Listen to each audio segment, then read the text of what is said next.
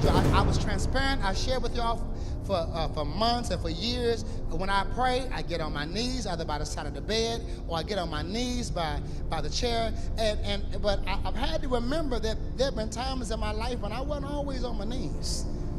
I remember there were times in my life when I was driving in my car headed to the hospital to check on my daddy. I remember there were times when my father was in an 8-hour surgery and I was walking around the hospital, and I was times when I would go without eating because I wanted more than anything for the Lord to heal my father. I'll never forget. I'll never forget those times. And I noticed on Wednesdays, when it's time to pray, we do 30 minutes of Bible study, we do 30 minutes of prayer. There's some people, they're not going to change routines.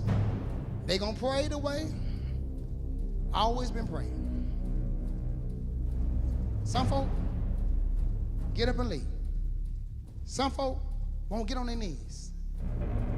And I realize that's them, because everybody won't get it, even the people who are in here today. There's some people, you'll hear it, it's going to go in one ear and right out the other. But there's somebody else that's going to be in here and say, Pastor, this message is for me. I don't know if it's for anybody else, but this message is for me. I'm the one. Remember my name. At the end, before it's over, you're going to remember my name. But I realized everybody haven't been where some of us have been. And sometimes God got to rock their boat in order for them to get to where you need to be. And then some folk, even after God rocked their boat, they still ain't getting out the boat. They still ain't going to get on their knees. They still ain't going to pray. They change their prayer routine because they don't want no more than what they already got.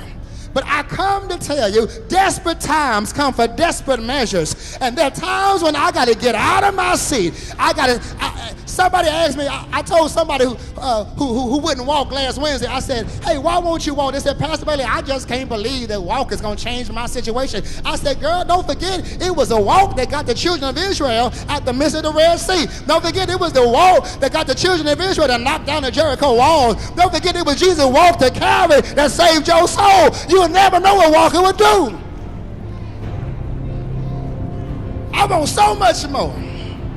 And for those of y'all who don't want no more, that's why you ain't hollering, that's why you ain't jumping, because this is reaching way over your head. But for those of you all who want more and you're desperate for God, you want desperate for change, and you know God is going to do exceedingly and abundantly above all you can ask or think, somebody holler back at me.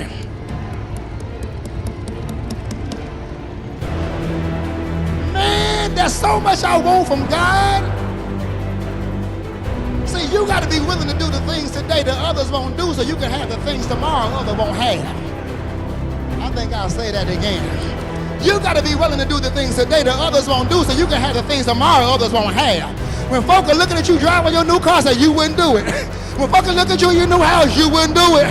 When folk are looking at you got your new boo, you wouldn't do it. Cooking up those eggs, me and God, we talking. While you ain't saying nothing, me and God, we talking. I'm calling him up and I'm telling him exactly what I want.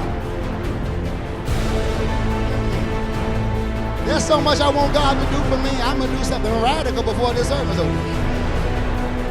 Let me tell you, whenever you bet on God, you're going to win.